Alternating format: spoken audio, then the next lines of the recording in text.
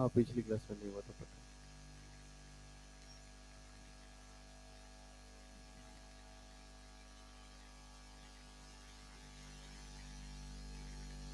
चलो भाई, तो हम हाइड्रोकार्बन शुरू करने वाले थे बेटा। लिविंग ग्रुप क्या होता है? जो रिएक्शन में अपने बॉन्डेड पेयर ऑफ इलेक्ट्रॉन को लेके चले जाते हैं। सही बात है। पुअर लिविंग ग्रुप कौन कौन सा है?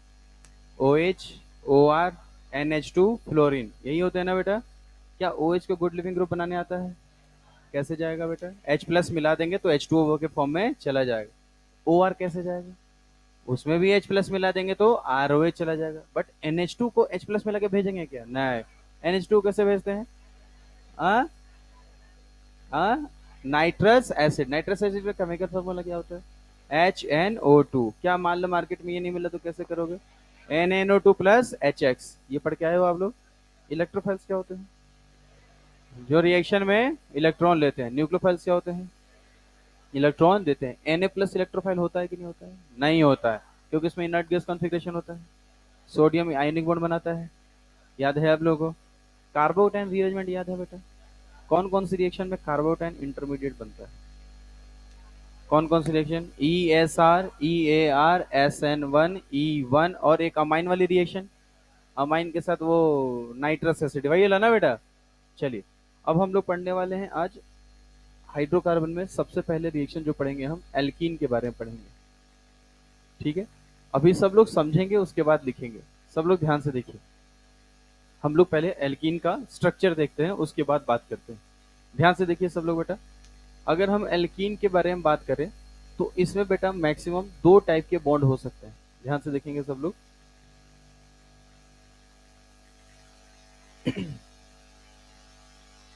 ठीक है। यहाँ पर जरा ध्यान से देखिए। यह है alkene.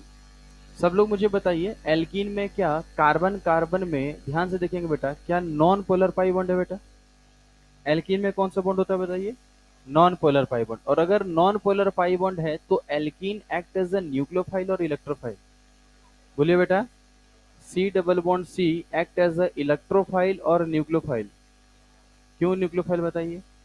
Non polar pi bonds है। क्या पाई बॉन्ड्स जो होते हैं वो लूज होते हैं या स्ट्रांग होते हैं? लूजली बॉन्डेड इलेक्ट्रॉन्स होते हैं।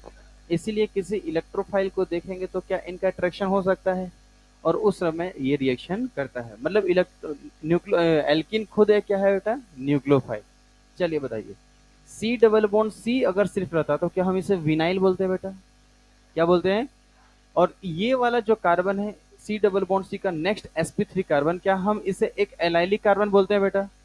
क्या बोलते हैं फिर से बोलिए। क्या कॉमन नेम आ चुका है बेटा? एक एक करके सब आने वाला है। ठीक है। एलाइलिक कार्बन से जो हाइड्रोजन है उसे क्या कहते हैं? Allylic hydrogen. क्या बोलते हैं? ये सबको पता है। अब यहाँ पर हम देख रहे हैं कि एल्कीन में कि भाई पाई बॉन्ड प्रेजेंट है। क्या प्रेजेंट है बेटा? पाई बॉन्ड प्रेजेंट है। लेकिन बताइए, क्या इसमें लिविंग ग्रुप एब्सेंट है या प्रेजेंट है? बोलिए बेटा। लिविंग ग्रुप है या नहीं है? नहीं है, लिविंग ग्रुप है ही नहीं। देखिए ना बेटा, हाइड्रोजन कार्बन हाइड्रोजन बॉन्ड है यहाँ पे। कार्बन कार्बन है। क्या हाइड्रोजन एक लिविंग ग्रुप है? नहीं। क्या यहाँ पर कार्बन लिविंग ग्रुप है? नहीं। तो इन दोनों में से कोई भी बेटा लिविंग ग्रुप नहीं है। क्या पाई बॉन्ड है बेटा? अगर पाई बॉन्ड है तो बताइए यह कौन सी रिएक्शन दे सकता है? बताइए सब लोग। Addition reaction. कौन सी रिएक्शन दे सकता है? क्या समझ में आ गई बात बेटा? बताइए एडिशन रिएक्शन क्यों दे रहा है? क्या है? Pi bond. क्या समझ में आई बात? ये लिविंग ग्रुप नहीं है, इसके पास लिविंग ग्रुप नहीं है। जरा ध्यान से देखिए, कार्बन हाइड्रोजन के जो बॉन्ड्स होते हैं वो पोलर होते हैं या नॉन पोलर होते हैं? ऑलमोस्ट क्या होते हैं? Non polar. तो मुझे बताइए, क्या जो नॉन पोलर बॉन्ड्स हैं वो होमोलाइटिक टूटेंगे या हेट्रोलाइटिक टूटेंगे? हैं? क्या पता है? होमोलाइटिक्स में क्या बनते हैं? आयंस बनते हैं या रेडिकल्स बनते हैं? मतलब एडिशन रिएक्शन दो तरीके से हो सकती है। ध्यान से समझिए।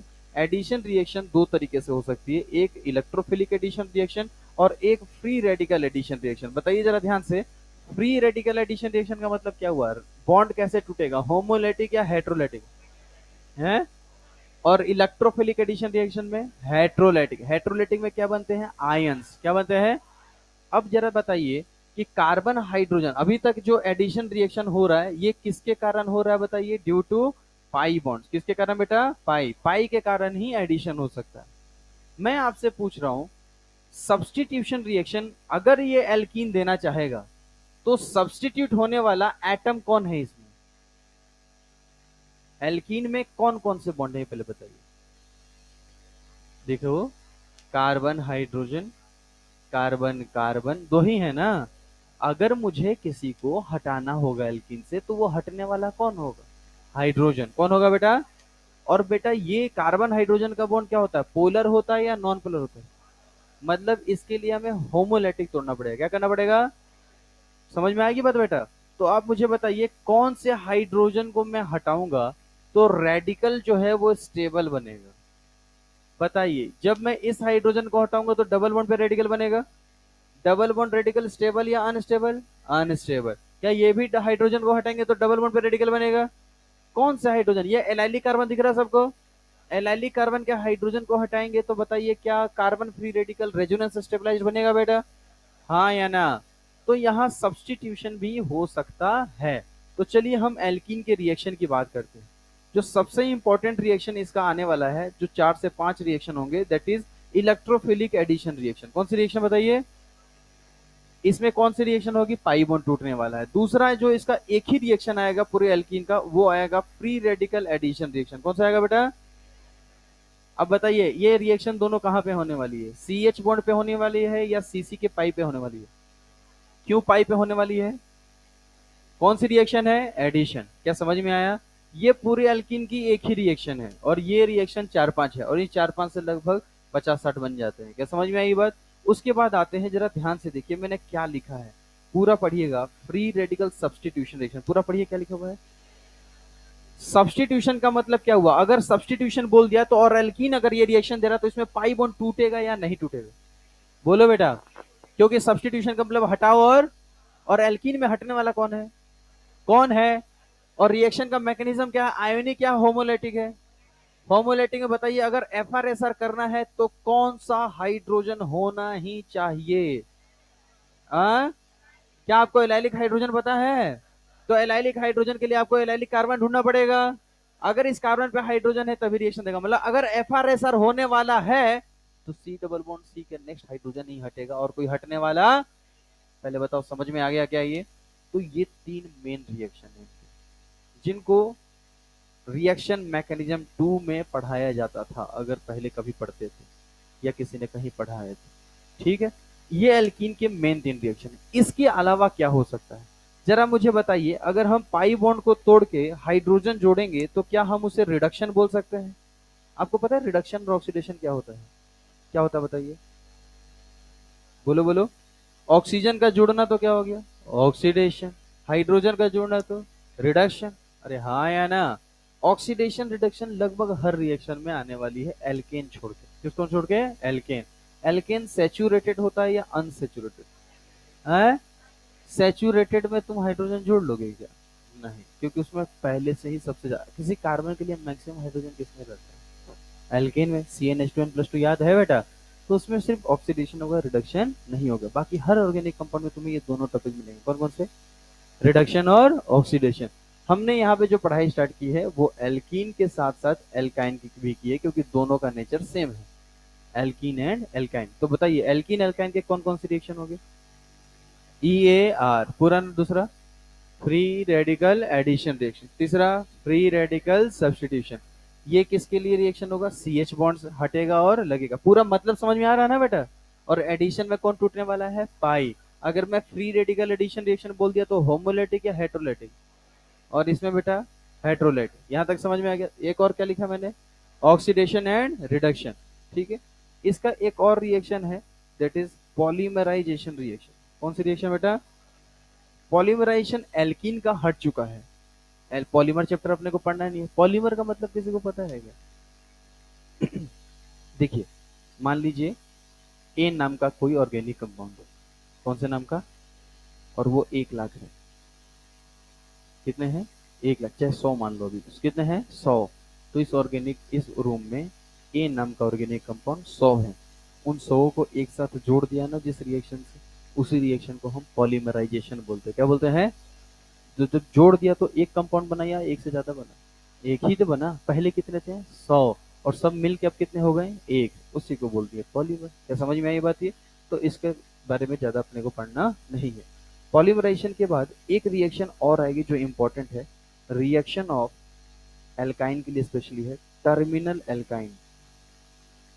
क्या लिखा है, बढ़िया फिर से एक बार। पहले ये बताइए, आपको टर्मिनल एल्काइन पता है क्या होता है? ट्रिपल बॉन्ड कार्बन से कौन जुड़ेगा? हाइड्रोजन। ये पता है बाकी एल्काइन से अलग क्यों है? क्योंकि इसके पास कौन सा हाइड्रोजन है? एसिडिक। याद आ रहा है क्या बेटा? इसलिए इसकी रिएक्शन थोड़ी अलग भी होगी। कितने रिएक्शन है?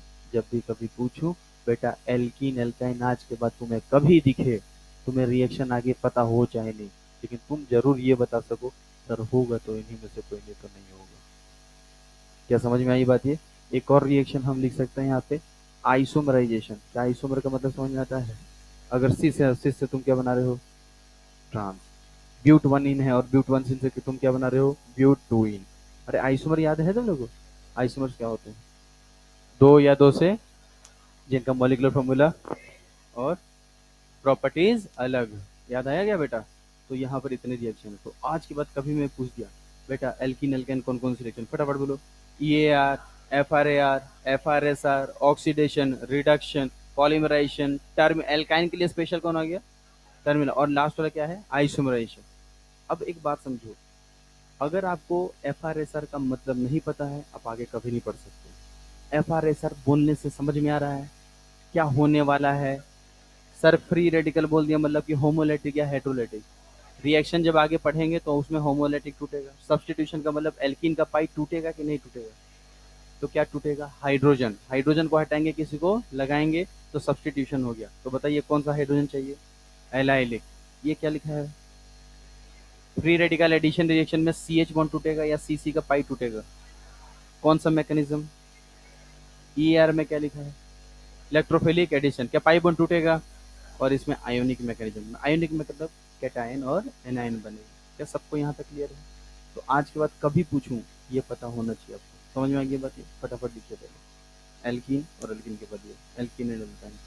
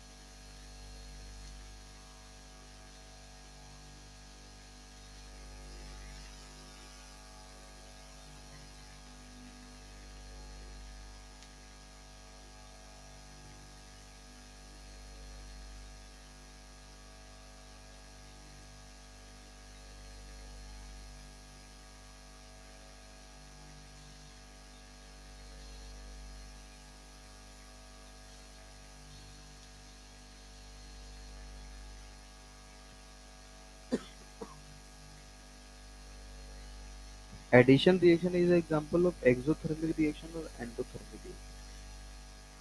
एक्सप्लेन कर सकता है? पाई बॉन्ड तोड़ रहे तो दो सिग्मा बनेंगे, टूटने वाला बॉन्ड वीक है, बनने वाला बॉन्ड स्ट्रांग है।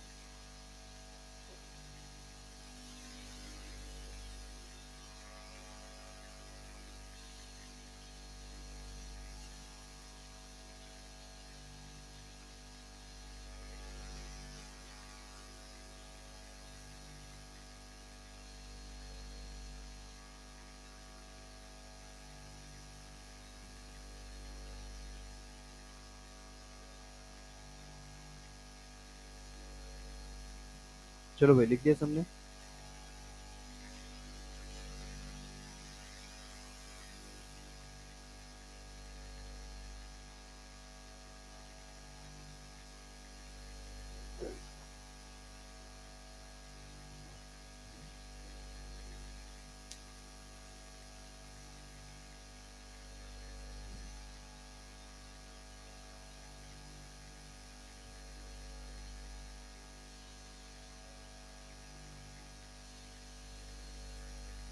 तो कुछ होमवर्क वगैरह दिया था पढ़ के आने के लिए या मॉडल के लिए पढ़ के आने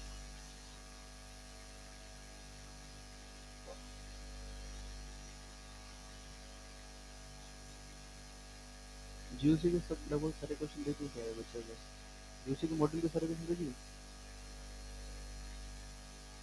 कुछ बचा है ईएलपी ईएलपी भाई हर दिन 5 के 5 क्वेश्चन स्टार्ट कर दो किसी एक दिन मंगाऊंगा फिर उस पर डिस्कशन करूंगा और सबसे बढ़िया टेक्निक है क्या है सब सारे एक्सरसाइज के ईएलपी के सारे एक्सरसाइज के एक एक क्वेश्चन बना लो ईएलपी 1 2 3 4 5 होगा ना बेटा हर दिन एक एक क्वेश्चन बना लो या दो दो बना लो जैसा तुम्हारा टाइम मिले संडे को दो दो बना लो बाकी दिन एक एक बना लो तो हर टाइप के क्वेश्चन मिक्स हो जाना है ठीक है हटाऊं इसको चलिए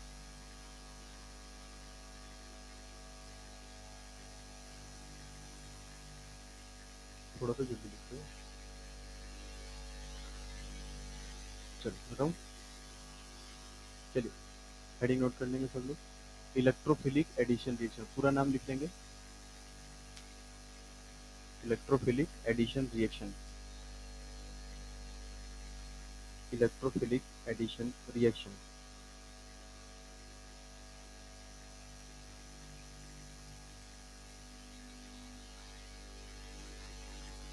इलेक्ट्रोफिलिक एडिशन रिएक्शन कौन कौन से कंपाउंड देंगे एल्कीन और एल्काइन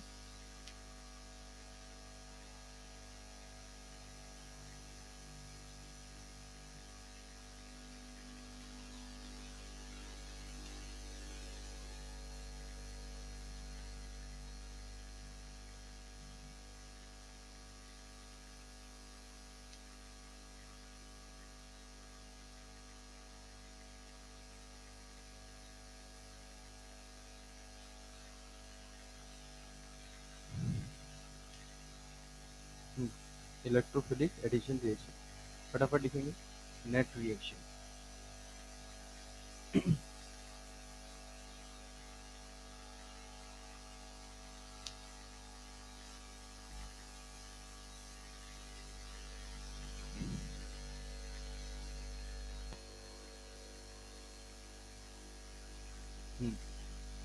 आगे बढ़े चलिए अब समझना है जल्दी से लिखिए इसको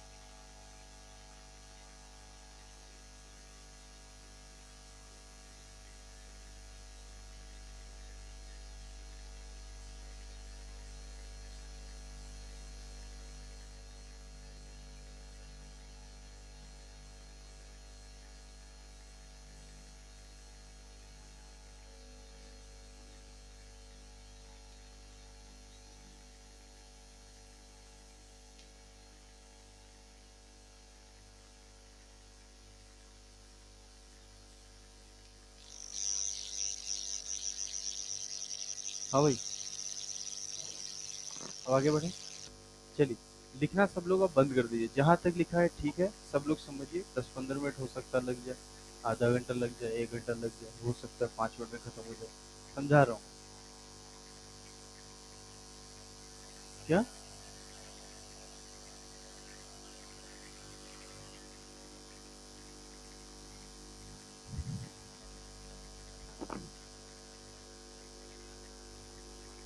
मुझे लगा तो बाहर जाता नहीं हाँ भाई वो भी उधर से जाएगा और भाई पंखा उनका कुछ समोसा मोसा चाय पानी ये तो चलेगा नहीं चलिए ठीक है ये सब नहीं खाना चाहिए बेटा इधर देखो ध्यान से चलिए इधर देखेंगे देखो ध्यान से इलेक्ट्रोफिलिक एडिशन रिएक्शन ध्यान से सुनिए एकदम दिमाग में बैठाइएगा ये बात इलेक्ट्रोफिलिक एडिशन रिएक्शन एल्कीन्स और एल्काइंस देते हैं क्यों देते हैं वो तो पढ़ते पढ़ते क्लियर हो जाएगा एल्कीन एल्काइन का ही ये रिएक्शन है और अगर ये एडिशन रिएक्शन है तो 100% रिएक्शन कहाँ होने वाली है, पाई पे। अब इलेक्ट्रोफिलिक एडिशन रिएक्शन दुनिया का कोई भी पढ़ लीजिए, आपको हमेशा ऑर्गेनिक सबसे अच्छा बताइए, एक बार पढ़ाया था मैंने, रिएक्शन क्या होता है, पाई बॉन्ड, बॉन्ड्स का टूटना और बनना, breaking of old bond and the formation of. और किसी भी रिएक्शन में एक होता था ऑर्गेनिक सबस्ट्रेट, दूसरा क्या होता था रिएजेंट, बीच में क्या होता था इंटरमीडिएट और बाद में प्रोडक्ट। ठीक है, मैंने यहाँ पे लिख रखा है दिस इज नेट रिएक्शन, मतलब रिएक्शन ओवरऑल किस तरह से पूरी हो जाती है वो सिखाया है। ऑर्गेनिक सबस्ट्रेट था, इसका पाई बॉन्ड देखिए टूट चुका है और टूटने के बाद 2 सिग्मा बन चुके हैं, मतलब एडिशन रिएक्शन में पाई बॉन्ड टूटते हैं 2 सिग्मा बनते हैं, पढ़ाया था कल मैंने। अच्छा, इसमें रिएजेंट का ही एक पार्ट जाके जुड़ता है और दूसरा पार्ट भी वही जाके जुड़ता है। इस रिएजेंट में हमेशा एक पार्ट इलेक्ट्रोफिलिक पार्ट रहेगा और दूसरा पार्ट क्या रहेगा, न्यूक्लियोफिलिक पार्ट रहेगा। ठीक है, अब यहाँ पर मैंने पहला केस क्या लिया है, पढ़िए एक बार। व्हेन इलेक्ट्रोफिलिक पार्ट, मैंने किसको मान लिया है, एक्स को, do not have lone pair. अब मुझे बताइए एचबीआर एक इलेक्ट्रोफाइल है बेटा, एचबीआर एक कंप्लीट इलेक्ट्रोफाइल है। अगर मैं आपसे पूछूं कि बीआर पे क्या पार्शियल नेगेटिव और एच पे पार्शियल पॉजिटिव होगा, क्यों होगा, बोलिए, इलेक्ट्रोनेगेटिविटी डिफरेंस के कारण। बीआर पे पार्शियल नेगेटिव, एच पर पार्शियल पॉजिटिव। क्या यहाँ पर भी पार्शियल नेगेटिव पार्शियल पॉजिटिव होगा बेटा, क्या यहाँ पर भी हो सकता है, क्लोरीन को जनरली लेते नहीं है। आइए यहाँ पे क्या एच पर पार्शियल पॉजिटिव होता है बेटा, और यहाँ पर ऑक्सीजन पार्शियल नेगेटिव, क्यों लिखा है यहाँ पे, ये एंड डिफरेंस। क्या यहाँ तक समझ में आया। अब देखिए कोई भी एल्कीन हमेशा रिएजेंट से रिएक्शन करेगा और आपको या तो ढूंढना होगा या तो आपको दिख जाएगा कि एक इलेक्ट्रोफिलिक पार्ट है और एक न्यूक्लियोफिलिक पार्ट है। सब लोग बताइए एल्कीन, अब ये रिएक्शन यहां से वहां कैसे पहुंचा, उसी को समझने के प्रोसेस को क्या बोलते हैं, मैकेनिज्म। हम मैकेनिज्म समझेंगे और कल आप ये भी पूछेंगे मेरे से सर मैकेनिज्म याद करना जरूरी है, आपको याद हो जाएगा क्योंकि बिना मैकेनिज्म के आप क्वेश्चन 1 या 2 सॉल्व कर पाएंगे, और मैकेनिज्म अगर सीख गए तो आप 1 लाख क्वेश्चन भी उसी पर बेस्ड वाले बना सकते हैं। तो आप सबसे पहले बताइए एल्कीन का नेचर क्या होता है, न्यूक्लियोफिलिक होता है या इलेक्ट्रोफिलिक होता है। क्या एल्कीन में नॉन पोलर पाई बॉन्ड है। अब ये जब दोनों आपस में इंटरेक्ट करेंगे, मैंने मान लिया है कि एक्स कौन सा पार्ट है, इलेक्ट्रोफिलिक पार्ट, और वाई कौन सा है, न्यूक्लियोफिलिक पार्ट, क्योंकि इसी में दिखने वाला है ना कोई। अब आप मुझे बताइए जब ये और ये दोनों आपस में जब मिलेंगे तो क्या इनमें अट्रैक्शन होगा या नहीं होगा, वाई से अट्रैक्शन होगा या एक्स से होगा, बोलिए, एक्स से अट्रैक्शन होगा, किसका, पाई इलेक्ट्रॉन्स का बेटा। ये पाई इलेक्ट्रॉन और एक्स का अट्रैक्शन हो रहा होगा तो बॉन्ड का फॉर्मेशन यहाँ पे हो सकता है। अब जरा मुझे बताइए ये पाई के पाई दोनों इलेक्ट्रॉन अपना किसको देंगे बेटा, बताइए क्यों देंगे बेटा, बताइए ये इसका मतलब क्या हुआ बेटा, फ्लो ऑफ 2 इलेक्ट्रॉन। तो बताइए पाई एक एटम पे होता है या 2 एटम पे रहता है, तो पहले ये टूट गया होगा बेटा। अच्छा ठीक है, मान लीजिए कहीं भी टूट गया, अभी हमें मतलब नहीं है, लेकिन जब इसका पाई का इस पाई का इससे बॉन्ड बन रहा होगा तो 100% ये वाला बॉन्ड टूट रहा होगा बेटा। ये वाला देखो तो क्या साइन किया मैंने, समझ में आया क्या बेटा। मुझे बताइए यहाँ पे मैंने अभी क्या किया, ये न्यूक्लियोफाइल का अट्रैक्शन किसके साथ हो रहा था, तो जब इसके साथ इसका बॉन्ड बनेगा तो एक्स और वाई बॉन्ड टूट जाएगा बेटा, मतलब यहाँ पे बॉन्ड का क्या हो रहा है बेटा, और यहाँ पे बॉन्ड क्या हो रहा है, तो बॉन्ड का टूटना और बनना यही तो रिएक्शन होता है बेटा। तो अब मुझे बताइए क्या कार्बन कार्बन बॉन्ड है या यहाँ पर पाई बॉन्ड है या टूट चुका है। अब जरा मुझे बताइए जब पाई बॉन्ड टूटता है तो कहीं पर कौन सा चार्ज आएगा, नेगेटिव, और कहीं पे पाई बॉन्ड तोड़ना है नेगेटिव पॉजिटिव बनाना है, हाँ या ना। मुझे बताइए अगर ये पाई बॉन्ड तोड़ के यहाँ पे नेगेटिव बना रहा होगा तो क्या ये एक्स इससे बॉन्ड बनाएगा बेटा, अगर ये पाई बॉन्ड तोड़ के यहाँ पे नेगेटिव बना रहा हो तो क्या ये कार्बन और एक्स के साथ बॉन्ड बनेगा बेटा। पहले ये बताइए जो मैंने बोला समझ में आया। लेकिन एक बात कंफर्म है, या तो पाई बॉन्ड यहाँ टूटेगा या तो यहाँ टूटेगा, कहीं भी टूटेगा, जहां भी टूटेगा एक्स वहीं से जाके बॉन्ड बनाएगा, हाँ या ना।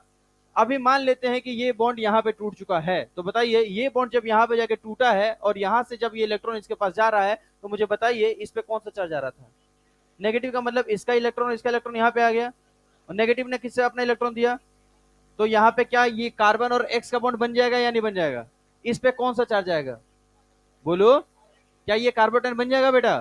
यही पहला स्टेप है।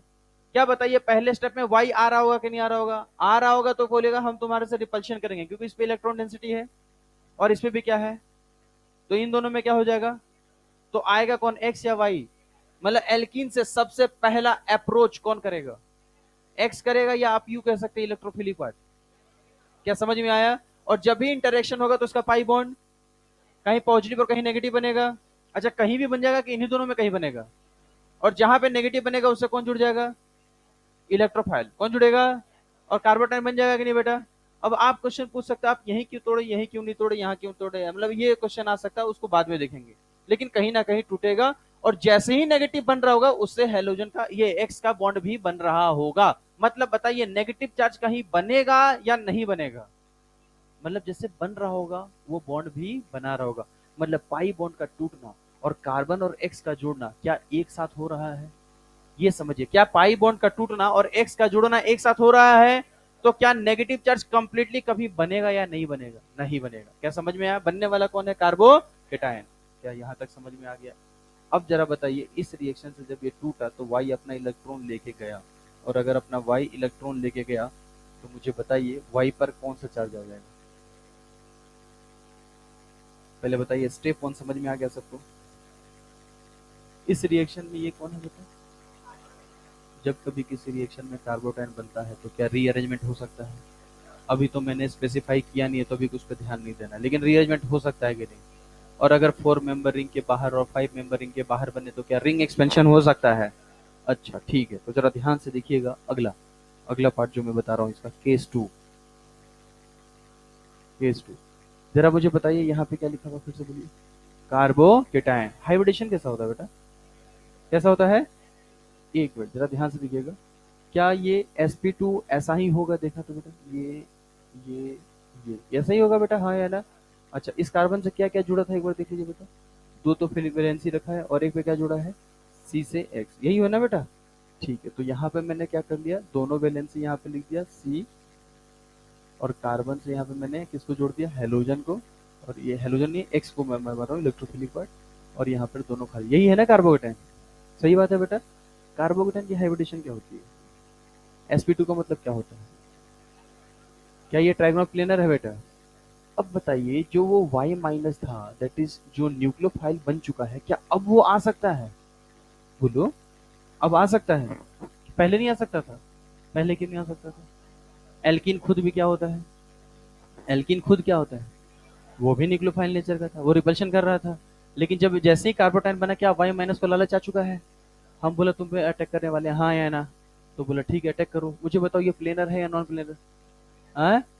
तो प्लेनर प्लेनर पे वाई माइनस अटैक करना चाहता है। जरा ध्यान से देखिएगा कैसे अटैक करेगा, देखिए जरा ध्यान से। कार्बोटाइन कहता हो ट्राइगोनल प्लेनर, अच्छा अच्छा ट्राइगोनल प्लेनर देखा तो जरा जो मैं बना रहा हूँ क्या वैसा है या नहीं, ध्यान से देखिएगा। क्या बेटा कुछ इस तरीके से बनेगा, हाँ या ना। क्या ये ट्राइगोनल प्लेनर है, ये सब एक प्लेन में है, ये कार्बोकेटाइन है, कौन है बेटा ये, क्या ये कार्बोटाइन है, और इसके 3 वैलेंस यहाँ पे होंगे ना, और ये y माइनस इसी के आसपास कहीं घूम रहा होगा। जरा मुझे बताइए क्या ये इस साइड से अटैक करना चाहेगा, नहीं। इन दोनों के बीच से नहीं करेगा, क्यों, रिपल्शन। क्या इन दोनों के बीच से करेगा, रिपल्शन। इन दोनों के बीच से रिपल्शन। मुझे बताइए ये कहाँ करेगा, ये प्लेन है तो प्लेन का एकदम कहाँ करेगा, परपेंडिकुलर। कैसे करेगा, क्यों करेगा परपेंडिकुलर पता है, क्योंकि ये नेगेटिव चार्ज इस पॉजिटिव से अट्रैक्शन कर रहा होगा, और इन दोनों से क्या हो रहा होगा, रिपल्शन। लेकिन इनका रिपल्शन मिनिमम होगा, क्या होगा, और यहां से ये आ रहा होगा ऊपर से। क्या समझ में आई बात, या तो एबव द प्लेन आएगा या तो, क्या ये बातें समझ में आ रही हैं। मतलब सेकंड स्टेप में जो न्यूक्लियोफाइल इस कार्बोटाइन पे अटैक करने वाला है या तो एबव द प्लेन या तो, क्या समझ में आई बात, जरा देखिए ध्यान से। अगर मैं एबव द प्लेन लेके आ रहा हूं, ये कौन है ऊपर से जो आ रहा है, न्यूक्लियोफाइल। कौन है बेटा, क्या न्यूक्लियोफाइल और कार्बोटाइन का अट्रैक्शन हो रहा है। जैसे जैसे ये नजदीक आएगा क्या बाकी की 3 वैलेंसी के साथ रिपल्शन होगा, तो वो तीनों नीचे जाने लगेंगे, और ये धीरे धीरे जुड़ने लगेगा, जैसे जैसे नीचे जाएगा और फाइनली जाके ऐसे जुड़ जाएगा। जरा मुझे बताइए क्या ये टेट्राहेड्रल बन जाएगा बेटा, हाँ या ना।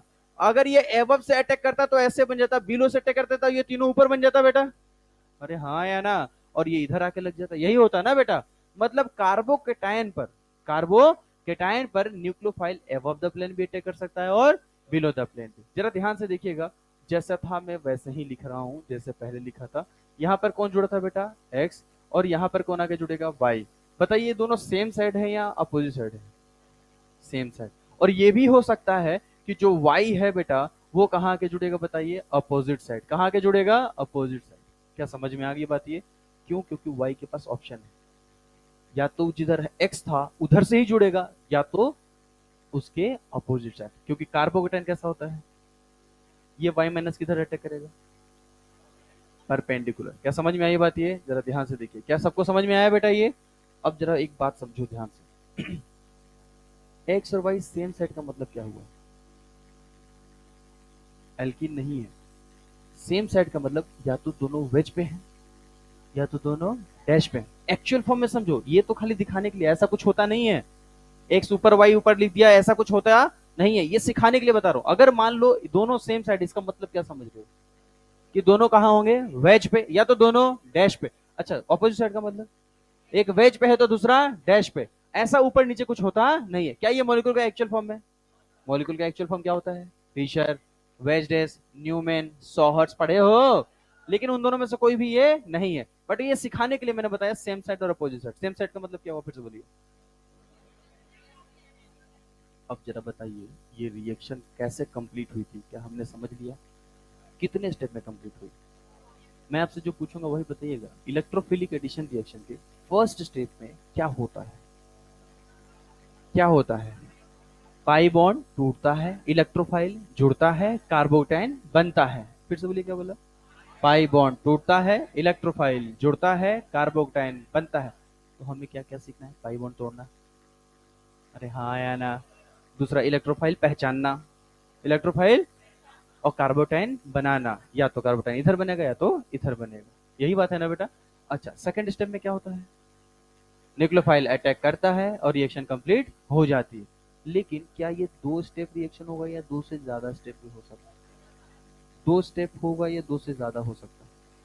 दो से ज्यादा कौन कौन बोल रहा है और क्यों बोल रहा है? मतलब कुछ सोच के बोल रहे होगा ना यार, सर ने स्लो बोला है तो हो सकता है इसमें कुछ लॉजिक है। Exactly exactly. अगर रीअरेंजमेंट हुआ तो मान लीजिए पहले स्टेप में आपका बना कार्बोटाइन, क्या बना फिर से बोलिए? और इसमें हो गया 1-2 शिफ्टिंग। एक मिनट, 1-2 शिफ्टिंग पढ़े हो? 1-2 शिफ्टिंग हो गया, मोर स्टेबल में चला गया, तो एक स्टेप और बढ़ गया ना बेटा। तो ये 2 स्टेप रिएक्शन है या मल्टी स्टेप रिएक्शन? क्या समझ में आ गई बात? ये फिर से बताइए, इलेक्ट्रोफिलिक एडिशन रिएक्शन के फर्स्ट स्टेप में क्या होता है? पाई बॉन्ड टूटता है, इलेक्ट्रोफाइल जुड़ता है, कार्बोटाइन बनता है। यही है ना बेटा? ये तरीका अगर पता है तो पूरा इलेक्ट्रोफिलिक एडिशन रिएक्शन कंप्लीट हो जाएगा। और न्यूक्लियोफाइल उस कार्बोटाइन पे कैसे अटैक करता है? अबव द प्लेन और बिलो द प्लेन या दोनों से? क्या ये भी क्लियर हो चुका है? अब आते हैं दोनों स्टेप के थोड़े से काइनेटिक्स पे। एल्कीन चार्ज्ड है या न्यूट्रल है? इधर क्या बना? मतलब ये स्टेप होने में इसको दिक्कत हुई होगी। मतलब ये यहां से वहां जाना चाहेगा कि नहीं? क्यों नहीं जाना चाहेगा? न्यूट्रल से सर चार्ज जाएगा, बेचारा अनस्टेबल थोड़ी ना कोई जाना चाहता है, हाँ या ना? सेकंड स्टेप देखो, पहले क्या है, अब क्या है? क्या ये यहां से यहां जाना चाहता है? अब आप मुझे बताइए कौन सा स्टेप बहुत आसानी से हो जाएगा? मतलब इसमें कोई दम लगाने की जरूरत तो नहीं है, ये तो अपने आप हो जाएगा। बनेगा नहीं कि वाई माइनस खटाक से अटैक करेगा, बोले भाई तुम भी चार्ज हम भी चार्ज आके मिलो न्यूट्रल बनते हैं, हाँ या ना? कौन सा स्टेप टफ है? जो आसानी से होने वाला उसी को बोलते हैं स्लो स्टेप। क्या बोले हम लोगों ने? और जो रिएक्शन का जो सबसे स्लोएस्ट स्टेप होता है उसी को बोलते हैं रेट डिटरमाइनिंग स्टेप। क्या बोलते हैं? और आपने केमिकल काइनेटिक्स पढ़ा है क्या? रेट का मतलब क्या होता है? ताकि हमें ये पता चले कौन सी रिएक्शन कितने देर में हो जाएगा, हाँ या ना? तुम यकीन करो, इस पूरे स्टेप से तुम पूरे इलेक्ट्रोफिलिक एडिशन रिएक्शन को समझ सकते हो कि कब एल्कीन कितने देर में रिएक्शन खत्म करेगी और कौन नहीं। अगर मैं तुम्हें 10 एल्कीन दे दूं ना और 10 में से ये पूछूं बेटा इसमें से सबसे फास्ट रिएक्शन कौन देगा या सबसे आसानी से कौन प्रोडक्ट बनाएगा, तो तुम आसानी से बता सकते हो अगर ये स्टेप को समझ लिए तो। बट उससे पहले वंस मोर बताइए मेरे को, इलेक्ट्रोफिलिक एडिशन रिएक्शन में होता क्या है? पाई बॉन्ड, इलेक्ट्रोफाइल, कार्बोकेटाइन, सही बात है। अब बताइए, क्या ये कभी भी यहां से वहां जाना चाहेगा? कुछ एनर्जी चाहिए तोड़ने में, that is called activation energy. कौन सी एनर्जी? देनी पड़ेगी अपने को। अगर ये ज्यादा स्टेबल होगा तो? क्या समझ में आई बात ये? अच्छा, सिर्फ इसी पे डिपेंड नहीं कर रहा है, और भी चीजों पे डिपेंड कर रहा है। ये कौन था? इलेक्ट्रोफाइल नहीं है, इलेक्ट्रोफिलिक पार्ट है। कौन है बेटा? इस पे भी डिपेंड कर रहा है। ये खतरनाक भिखारी हुआ तो आसानी से रिएक्शन कर लेगा। भिखारी का मतलब समझ में आ रहा है? इसको भीख मांगने, इलेक्ट्रॉन लेने की टेंडेंसी बहुत ही ज्यादा है। अब आइए, ये कौन बना बेटा? कार्बो।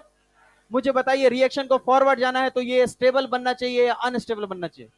और ये क्या होना चाहिए? ऐसा तो नहीं बोला मैंने, ये तो पता है। कि उसे क्या होना चाहिए, स्टेबल, इसे स्टेबल बनना चाहिए। Carbocation is unstable and reactive statement सही है या गलत है? तो ये जो कार्बोकेटायन बन रहा है ये तो अनस्टेबल है ही, लेकिन इसको क्या हम किसी तरीके से थोड़ा स्टेबलाइज कर सकते हैं with the help of resonance hyper inductive. याद आया क्या बेटा? अगर मान लीजिए ये एल्कीन किसी तरीके से रिएक्शन करके जो बनाया कार्बोकेटायन वो बहुत ज्यादा स्टेबल है, बहुत ज्यादा स्टेबल है, तो क्या ये स्लो स्टेप किसी तरीके से हो जाएगा? बोलो यार। अगर ये हो जाएगा तो दूसरे वाले स्टेप में सोचने की जरूरत, क्योंकि वाई माइनस बोलेगा हम तो खटक से अटैक करेंगे। कैसे अटैक करेंगे? खटाक से। अब जरा मुझे बताइए, यहां पर अभी तक हमने प्रोडक्ट के बेसिस से समझा है, मतलब रिएक्शन को पूरा होने के लिए पाई बॉन्ड को तोड़ना था, इलेक्ट्रोफाइल जोड़ना था, कार्बोटाइन बनाना था। मुझे बताओ इन दोनों में से पाई बॉन्ड तोड़ के कार्बोटाइन तुम कहां बनाओगे, जहां स्टेबिलिटी ज्यादा होगी या जहां स्टेबिलिटी कम होगी? जहां स्टेबिलिटी ज्यादा होगी। पाई बॉन्ड तोड़ के कार्बोटाइन वहीं बनाएंगे जहां स्टेबिलिटी, क्योंकि इंटरमीडिएट बनेगा तभी तो रिएक्शन बढ़ेगा। अगर ये बनेगा ही नहीं तो रिएक्शन आगे बढ़ने वाला, हाँ या ना? दिस इज इंटरमीडिएट, जिसे हम कहते हैं कार्बोकेटायन। क्या बोल रहे हैं बेटा? बताइए, किसी रिएक्शन में इंटरमीडिएट का बनना जरूरी है या नहीं? क्योंकि ये इंटरमीडिएट स्टेबल है या अनस्टेबल? अनस्टेबल। अगर ये थोड़ा स्टेबल बनेगा तभी तो बनेगा। अगर इंटरमीडिएट बनेगा तभी रिएक्शन बढ़ेगा। दिमाग में एक बात सेट कीजिए, क्या बोला फिर से बोलिए? इंटरमीडिएट बनेगा तभी रिएक्शन। एक बात बताइए, इंटरमीडिएट कब बनेगा? जब ये कार्बोटाइन स्टेबल। कैसे स्टेबल करोगे? Resonance hyper inductive. बताइए, कोई एल्कीन टूटा, टूटने के बाद 9 अल्फा हाइड्रोजन है और दूसरा एल्कीन टूटने के बाद 6 अल्फा हाइड्रोजन है, बताइए किसकी रेट ज्यादा होगी? क्यों? जल्दी बनेगा। अरे होगा तो स्लो ही, लेकिन उसके कंपैरिजन में जल्दी बनेगा। अगर एक बार बन गया तो स्टेप 2 सोचने की जरूरत, अरे हाँ या ना? तो बताइए, इंटरमीडिएट बनेगा तभी रिएक्शन बढ़ेगा, जैसे इंडिया पढ़ेगा तभी बढ़ेगा। सुना है ना आपने? सेम कॉन्सेप्ट यहाँ पे है, इंटरमीडिएट बनेगा तभी रिएक्शन बढ़ेगा। तो बताइए, कौन सा एल्कीन फास्ट रिएक्शन देगा इलेक्ट्रोफिलिक एडिशन रिएक्शन में? वो एल्कीन से डिसाइड किया या उसके इंटरमीडिएट से डिसाइड किया है? अब सोच के बताइएगा। दो एल्कीन है आपके पास, कितने हैं? मैंने पूछा कौन सा एल्कीन फास्ट रिएक्शन देगा, क्या करोगे? ई ए आर में कौन सा फास्ट देगा? तुम क्या बोलोगे? Pi bond, electrophile, carbocation. जो स्टेबल कार्बोटाइन होगा वही वाला एल्कीन पहले रिएक्शन देगा, हाँ या ना? मतलब तुम एल्कीन को देख के आंसर दे रहे हो या ये कार्बोटाइन को? क्या समझ में आया? एक तो इसके बेसिस पे समझ लिया। दूसरा आते हैं ये कौन था बेटा? एकदम खतरनाक ही लगता है, पहले बात तो रिएक्शन आगे ले जाएगा क्योंकि जल्दी से इलेक्ट्रॉन ले लेगा, हाँ या ना? एक और बात बताइए, मान लीजिए फ्लोरीन है, कौन है? और एक बार मान लीजिए क्लोरीन है। बताइए कौन सी रिएक्शन फास्ट होगी, फ्लोरीन वाली या क्लोरीन वाली? क्योंकि फ्लोरीन में कौन सा बॉन्ड बनेगा? 2p 2p। एक मिनट, फ्लोरीन 2p होता है क्या? और क्लोरीन रहता तो 2p 3p। कौन सा बॉन्ड स्ट्रॉन्ग है? तो बताइए, बॉन्ड स्ट्रॉन्ग बनेगा तो रिएक्शन आसानी से बढ़ जाएगा। कौन से स्टेप में आगे बढ़ेगा? फ्लोरीन में। कौन से में बेटा? फ्लोरीन में। लेकिन कब? जब फ्लोरीन क्या रहे? इलेक्ट्रोफाइल। अरे हाँ या ना? अगला पॉइंट समझिएगा। अभी तक मैंने कार्बोटाइन के बेसिस में समझाया। ये कौन था बेटा? एल्कीन। एल्कीन कैसा बिहेवियर है, इलेक्ट्रोफिलिक या न्यूक्लियोफिलिक? इसका काम क्या है? इलेक्ट्रॉन देना। किसको? इलेक्ट्रोफाइल को। इसका काम क्या है फिर से बोलो? इलेक्ट्रॉन देना। किसको? इलेक्ट्रोफाइल। एक मिनट, इसके आजू बाजू काजू साइड से हर कोई इलेक्ट्रॉन डोनेटिंग ग्रुप लग जाए। एक मिनट, कौन सा इलेक्ट्रॉन डोनेटिंग ग्रुप? प्लस ए होता है माइनस ए? प्लस एच या माइनस एच? प्लस एम या माइनस एम? अगर ये सब लग जाए तो यहाँ पर सी डबल बॉन्ड सी पे इलेक्ट्रॉन डेंसिटी बढ़ेगी या कम हो जाएगी? हैं? अगर इलेक्ट्रॉन डेंसिटी बढ़ेगी तो डोनेटिंग टेंडेंसी और रिएक्शन आगे बढ़ जाएगा आसानी से। अरे हाँ या ना? मतलब सी डबल बॉन्ड सी पर इलेक्ट्रॉन डेंसिटी ज्यादा हो जाएगा, इसका मतलब क्या हुआ? इलेक्ट्रॉन डेंसिटी बढ़ने से donating tendency, electron donating tendency बढ़ जाएगी तो क्या ई ए आर की रेट बढ़ेगी या कम हो जाएगी? हैं? क्या समझ में आया?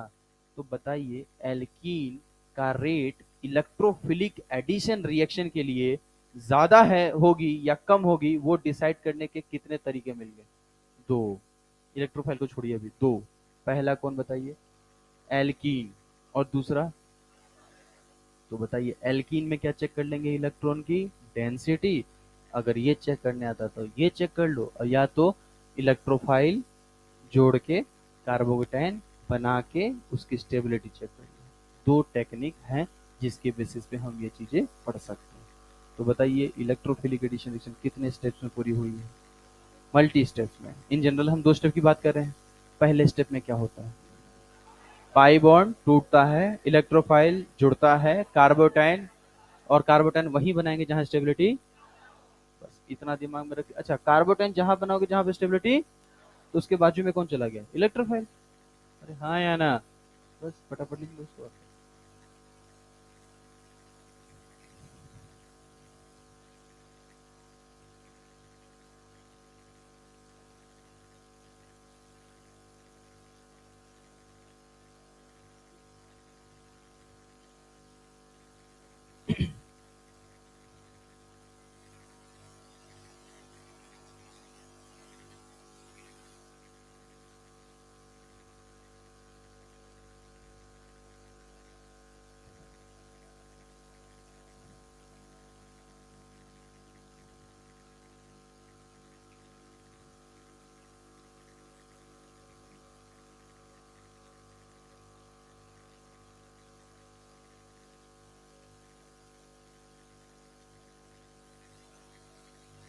चलो भाई लिख दिया सबने।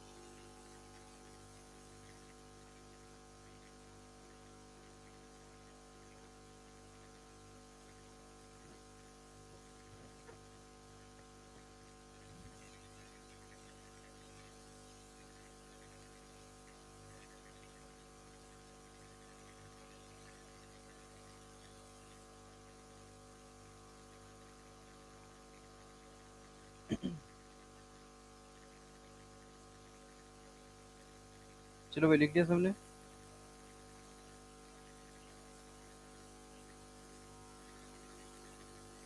चलो भाई, एक पॉइंट बताओ यहाँ पे, इधर सुनो सब लोग ध्यान से। हाँ भाई लिख दिया सबने।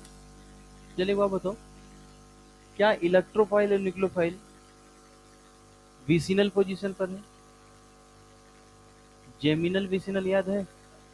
विसिनल आजू बाजू होता था। क्या एक्स और वाई विसिनल पर है? क्या हमेशा विसिनल पे होगा? क्यों नहीं होगा? नहीं नहीं, विसिनल का मतलब आजू बाजू होता है, वो सेम साइड अपोजिट साइड की बात नहीं कर रहा हूँ। क्या हमेशा आजू बाजू ही रहेगा, ऐसा जरूरी है, या आजू बाजू नहीं भी रहेगा? कब नहीं रहेगा? जब कार्बोटाइन बनेगा और रीअरेंजमेंट हो जाएगा। क्या हो जाएगा? क्या समझ में आई बात ये? चलिए अगला लिखेंगे।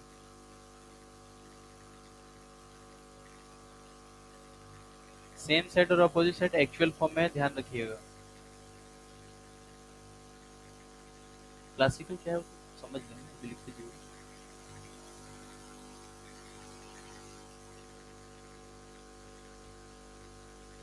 क्या केस टू लिख दिया क्या यहाँ? स्टेप टू लिखेंगे बेटा यहाँ, है ना?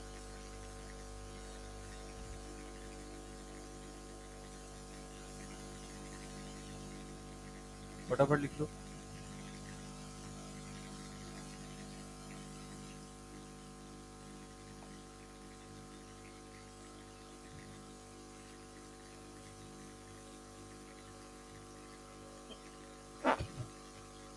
एक्स वाई पहले साथ थे, जब रिएक्शन हुआ तो टूट गए।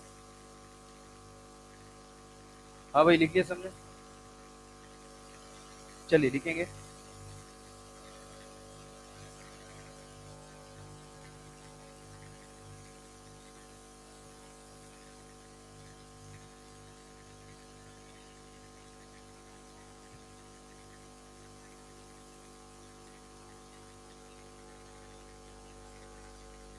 हाँ भाई लिख लिया सबने। फर्स्ट पॉइंट, पॉइंट्स लिखेंगे फटाफट। Carbocation formed as intermediate, carbocation formed as intermediate, carbocation formed as intermediate, carbocation formed as intermediate, so rearrangement possible, so rearrangement possible,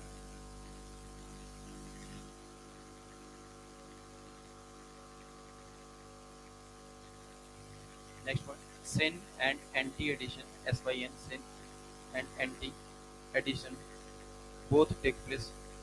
सिन और एंटी क्यों बोल रहा हूँ, न्यूक्लियोफाइल एबव द प्लेन भी जा सकता है और below the. Syn and anti, syn and anti addition both takes place, both takes place.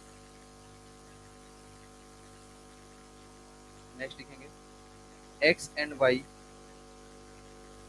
may or may not be, x and y may or may not be, x and y may or may not be at vicinal position, at vicinal position, may or may not be at vicinal position। पहले बताइए इधर से क्या इसका मतलब समझ में आया विसिनल वाला। अच्छा विसिनल पे कब नहीं होगा, जब कार्बोटाइन बनाया और क्या बन जाएगा रीअरेंजमेंट, तब उसमें वाई विसिनल पे नहीं। ठीक है चलिए नेक्स्ट लिखेंगे केस 2,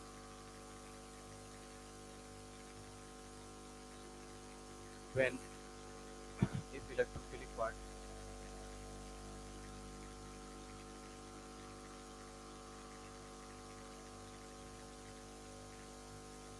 हैव लोन पेयर,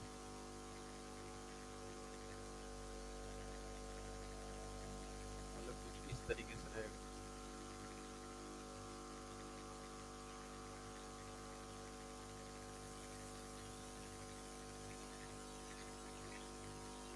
हाँ भाई इधर देखो सब लोग, क्या Br2 इलेक्ट्रोफाइल होता है, ऑक्टेट कंप्लीट है फिर भी इलेक्ट्रोफाइल है या नहीं है, बताया था कुछ मैंने। क्योंकि Br में क्या होता है रिपल्शन, याद आ रहा है बेटा, रिपल्शन के कारण बॉन्ड क्या होते हैं वीक, तो इसका आसानी से इसमें इलेक्ट्रॉन आ सकता है। क्या समझ में आई बात ये, चलिए लिख लीजिए।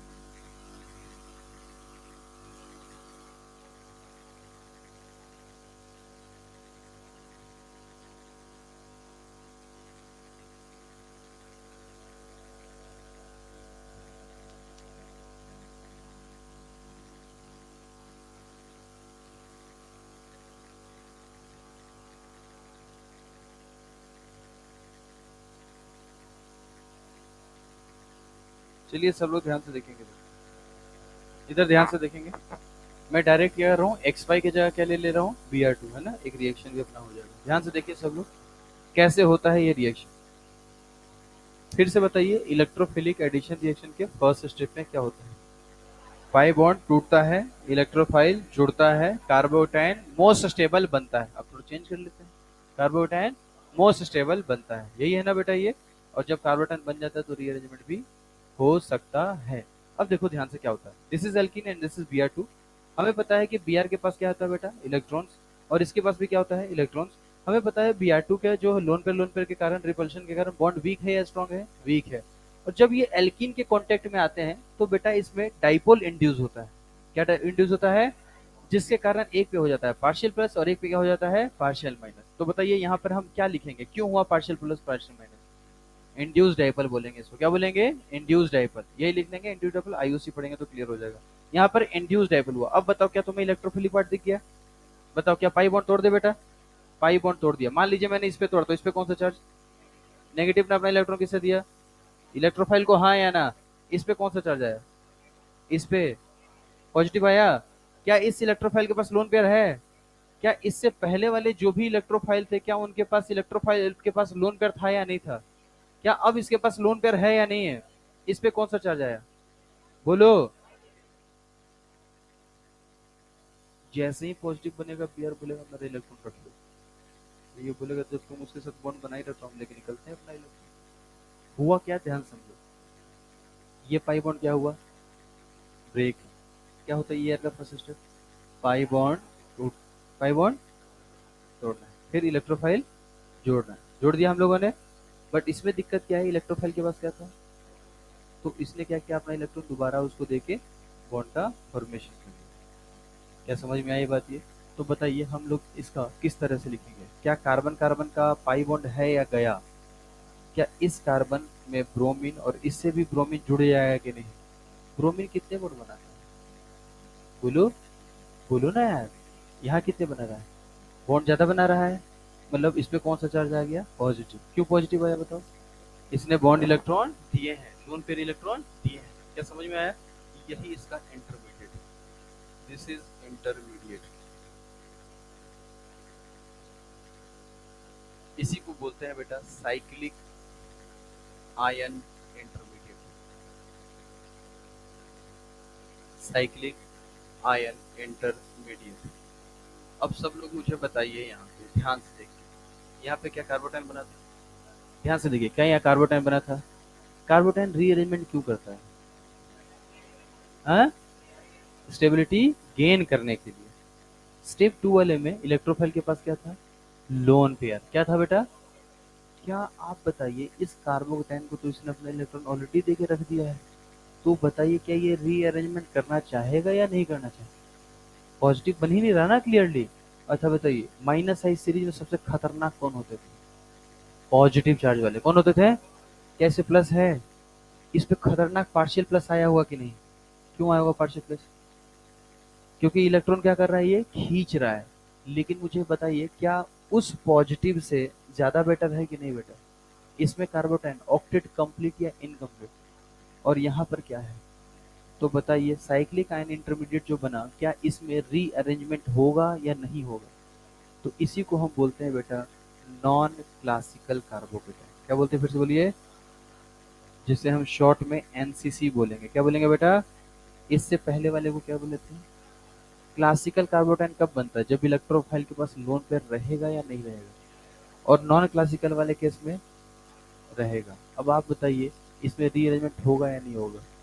तो बताइए ये रिएक्शन में एक स्टेप तो आपका कम हो चुका है। पाई बॉन्ड तोड़ना है, इलेक्ट्रोफाइल जोड़ना है, कार्बोटाइन मोस्ट स्टेबल बनाना है, यही होता है ना बेटा? बस यह जो कार्बोटाइन बनेगा उस पर डायरेक्ट कौन अटैक कर देगा? न्यूक्लियोफाइल। अब बताइए स्टेप 2 में क्या होने वाला है? स्टेप 2, ध्यान से देखिएगा सब लोग। एनसीईआरटी इसको लिखता है साइक्लिक ब्रोमोनियम आयन। क्या बोलता है इसको? अगर हेलोजन बोलता तो क्या लिखता? Cyclic हेलोनियम ion. क्लोरीन होता तो साइक्लिक क्रोमियम आयन। लेकिन एक बात जान लीजिए, उसको लिख के ये भी बोल दिया इसको हायर क्लास में पढ़ना है, यहाँ पे पढ़ने की जरूरत नहीं है, ठीक है? अब यहाँ पर ध्यान से देखिए, न्यूक्लियोफाइल कौन था बेटा? B R minus. कैसे बी आर माइनस, कैसे बेटा? देखो तो, क्या इससे इलेक्ट्रॉन लिया तो ये अपना बॉन्डेड पेयर ऑफ इलेक्ट्रॉन लेके चला गया है बेटा? ठीक है, तो बी आर माइनस जाके अटैक करेगा। अच्छा बताओ ये कहाँ अटैक करेगा? या तो यहाँ अटैक करेगा या तो यहाँ करेगा। कहाँ अटैक करेगा? जहाँ कार्बोटाइन बन रहा था वहीं पे तो अटैक करेगा। अरे हाँ या ना? तो अभी तो हमने इन दोनों पे कुछ भी इंडिकेट नहीं किया है, तो कहीं भी अटैक करा तो कोई फर्क पड़ने वाला नहीं है। लेकिन एक बात बताइए, बी आर माइनस इधर से अटैक करेगा या जिधर ब्रोमीन रहेगा उसके अपोजिट साइड से? इसीलिए ऐसे केस में, नॉन क्लासिकल केस में सिर्फ एंटी एडिशन होता है। क्या होता है बेटा? मान लीजिए इसने यहाँ अटैक किया, तो ये क्या बॉन्ड का फॉर्मेशन हो रहा है बेटा? कार्बन के कितने बॉन्ड बन जाएंगे? बोलो। तो ये दोनों जो इलेक्ट्रॉन थे ब्रोमीन के और कार्बन के, बोलेगा तुम लेके यहाँ से निकलो। और अगर यहाँ से ये लेके निकलेगा तो मुझे बताइए, एक ब्रोमीन वेज पे रहेगा तो दूसरा ब्रोमीन कहाँ चला जाएगा? डैश पे। बताइए एक और प्रोडक्ट बनेगा या यही बनेगा? क्या समझ में आया?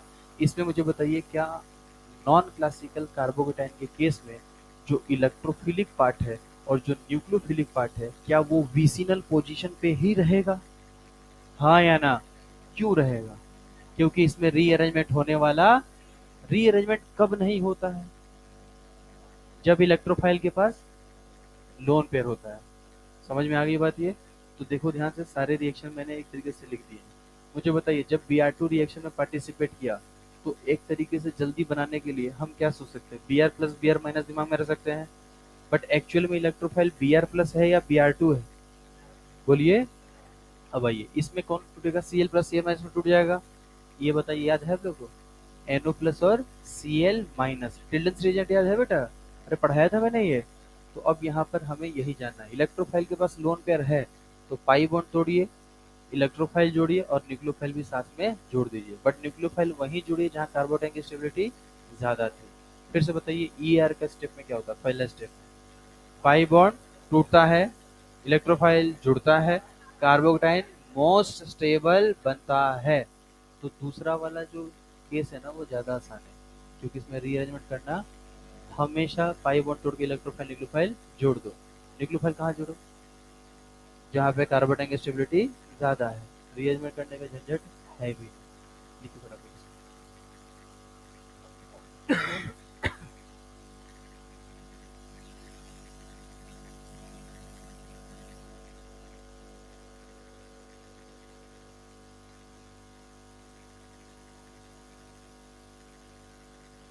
बातचीत नहीं।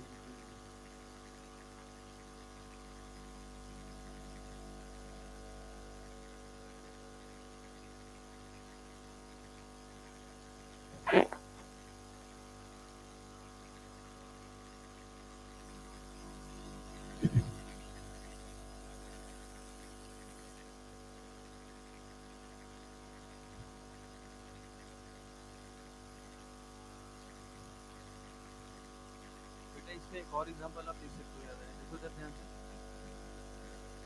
याद है क्या किसी को? हाइपोक्लोरस है। फिर से बोलिए, क्या बोला? बताओ इसमें इलेक्ट्रोफाइल कौन सा?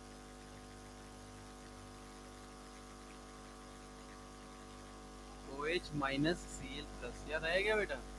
H प्लस नहीं होता है। लोन पे रिपल्शन याद आया क्या?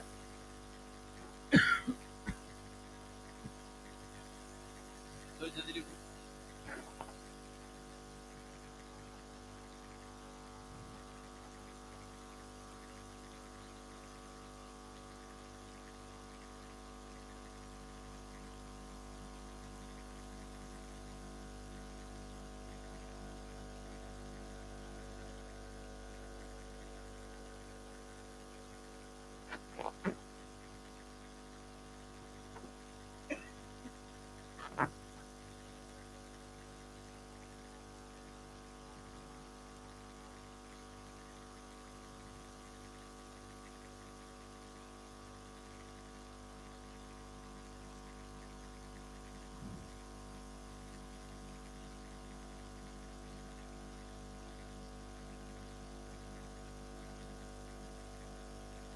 हाँ भाई, लिख लिया सबने?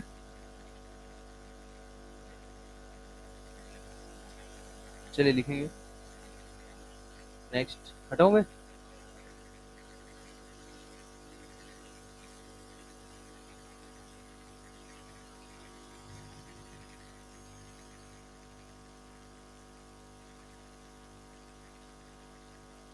ओए, क्या हुआ? चलो भाई, लिख चुके हो क्या?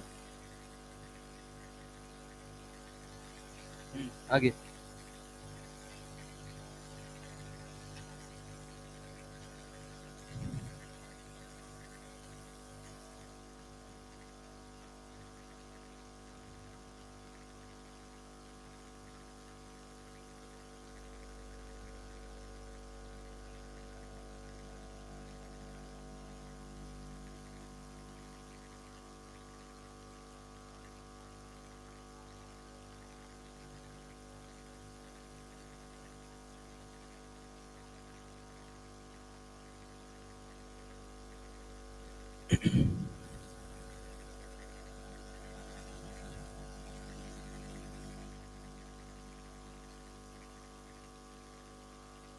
एंटी एडिशन का मतलब दोनों अपोजिट साइड होंगे, एक वेज पे होगा तो दूसरा डैश पे होगा।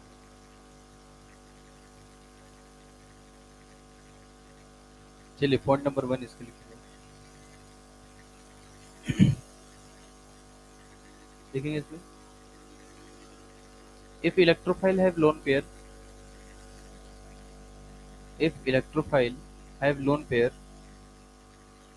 if electrophile have lone pair, then then cyclic ion intermediate form, cyclic ion intermediate bracket में एनसीसी लिख लीजिएगा, cyclic ion intermediate if electrophile have lone pair, then cyclic ion intermediate bracket में NCC form, cyclic ion intermediate bracket में लिख लीजिएगा NCC form, so rearrangement not possible, so rearrangement not possible, so rearrangement not possible. Next point, if electrophile have lone pair, then cyclic ion intermediate form, so rearrangement not possible. Next point, anti addition takes place. बेटा इसमें syn addition होगा, anti addition होगा, सिर्फ anti होगा। सिर्फ anti क्यों हुआ बताइए, सिर्फ एंटी एडिशन क्यों हुआ, क्यों हुआ? क्योंकि उस साइड से ब्रोमीन ब्रोमीन में क्या होगा, रिपल्शन। देखिए anti addition takes place, anti addition takes place, anti addition takes place. चलिए एक बार बताइए, इसमें रीअरेंजमेंट होगा कि नहीं होगा? तो अगर रीअरेंजमेंट नहीं होगा इसका मतलब एक्स और वाई विसिनल पोजीशन पे होगा, लिख लेंगे यहाँ पे X and Y present at vicinal position, X and Y present at vicinal position, X and Y present at vicinal position. लिख लिया सब लोगों ने? चलिए next and very important point, rate of electrophilic addition reaction. बताइए क्या समझ में आया, कौन सा एल्कीन सबसे फास्ट रिएक्शन देगा? बोलिए बोलिए बोलिए। एक इधर सुनो, इधर सुनो, ध्यान दीजिए। एल्कीन जो है वो सबसे फास्ट रिएक्शन देगा या नहीं देगा, वो दो तरह से हमने डिसाइड किया। पहला, या तो आप उसका इंटरमीडिएट बना लीजिए। क्या बना लीजिए? अब अगर आप उसका इंटरमीडिएट बनाएंगे तो इलेक्ट्रोफाइल जोड़ के बनाना पड़ेगा बेटा, और कार्बोटेन वही बनाएंगे जहां स्टेबिलिटी। तो जिस एल्कीन से स्टेबल कार्बोटेन मिलेगा उस एल्कीन की इलेक्ट्रोफिलिक एडिशन रिएक्शन देने की टेंडेंसी ज्यादा होगी। यही बात है ना बेटा? और दूसरा टेक्निक क्या था? Electron density. फिर से बोलिए क्या था? तो देखिए सब लोग ध्यान से, rate of electrophilic addition reaction is directly proportional to stability of carbocation, जो कि इंटरमीडिएट था, कार्बोकेटायन फॉर्म। और बेटा जो फर्स्ट कार्बोकेटायन होता है उसी के बेसिस पे बात करते हैं, ऐसा नहीं कि आप रीअरेंजमेंट करके कर रहे हैं। जो पहला कार्बोकेटायन बना है ना उसके बेसिस पे बात करते हैं, ठीक है बेटा? अच्छा, पहला टेक्निक तो ये हो गया। दूसरा टेक्निक क्या है बेटा बताइए? क्या हम लिख सकते हैं बेटा? देखो तो ध्यान से क्या लिख रहा हूं मैं, न्यूक्लियोफिलिसिटी ऑफ एल्कीन। क्या मतलब है इसका बताइए? मतलब अगर हम सी डबल बॉन्ड सी के चारों तरफ से अगर हम इलेक्ट्रॉन डोनेटिंग ग्रुप लगाते, क्या लगाते बताइए? Electron donating group. तो बताइए इलेक्ट्रॉन डेंसिटी बढ़ेगी या कम होगी? तो डोनेटिंग टेंडेंसी भी। अगर मैं इसके ऑर्डर की बात करूं, जरा ध्यान से देखिएगा,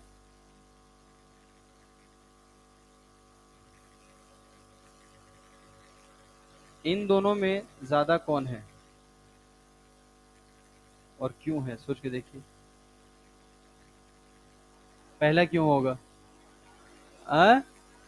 कितने हाइपर कंजुगेशन लग रहे हैं? हाइपर कंजुगेशन कितने हाइड्रोजन का लग रहा है? 3, 3 6, 3 9, 3 12। What is hyperconjugation? Delocalisation of CH1।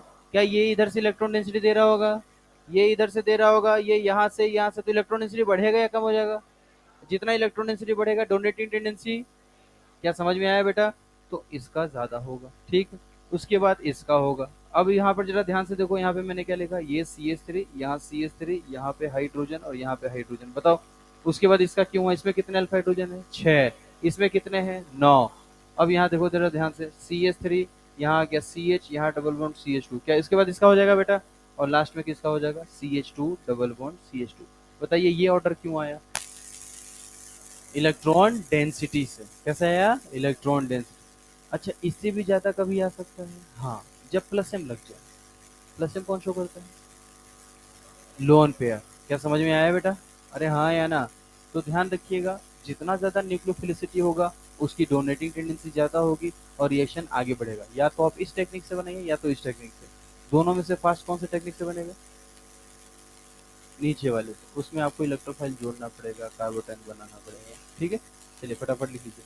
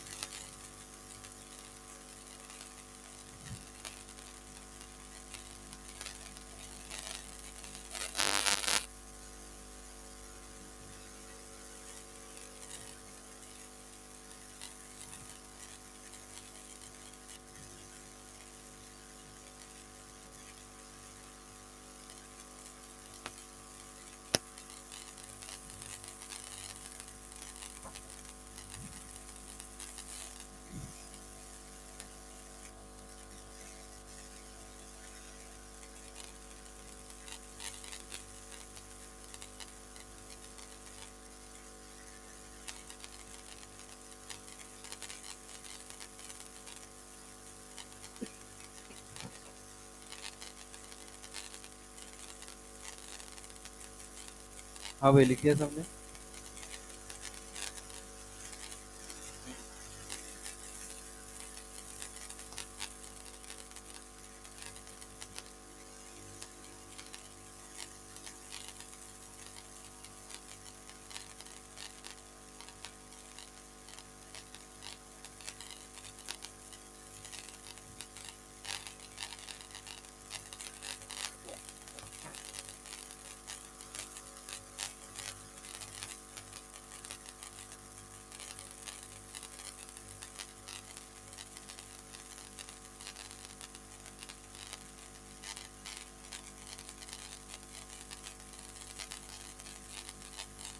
हाँ भाई लिख दिया, ये भी नीचे वाला लिख दिया। बताइए किस बेसिस पे बात हुआ है यहाँ पे, इलेक्ट्रॉन डेंसिटी। अच्छा उससे क्या हुआ बेटा, इलेक्ट्रॉन डेंसिटी ज्यादा होने से डोनेटिंग टेंडेंसी बढ़ जाएगी। ठीक है, चलिए हटाऊं मैं इसको, क्वेश्चन लिखेंगे। Compare the reactivity of following alkene, compare the reactivity of following alkene, compare the reactivity of following alkene towards towards electrophilic addition reaction, towards electrophilic addition reaction. Compare the reactivity of following alkene towards electrophilic addition reaction. सबने लिख लिया बेटा, एकदम अच्छे से समझ लो, एक question दोनों टेक्निक से बता रहा हूँ, है ना। ध्यान से देखो इधर सब लोग, इलेक्ट्रोफिलिक एडिशन रिएक्शन। बताइए सबसे पहले पहले स्टेप में क्या होता है, पाई बॉन्ड टूटता है, इलेक्ट्रोफाइल और मोर स्टेबल कार्बोटाइन बनता है, यही होता है ना बेटा। चलिए अब सब लोग ध्यान से देखिए, अगर मान लीजिए कि यह इलेक्ट्रीन इलेक्ट्रोफिलिक एडिशन रिएक्शन दे रहा है, तो मुझे सब ये बताइए कहाँ कार्बोटाइन बनाना सही रहेगा, कहाँ इलेक्ट्रोफाइल जोड़ेंगे।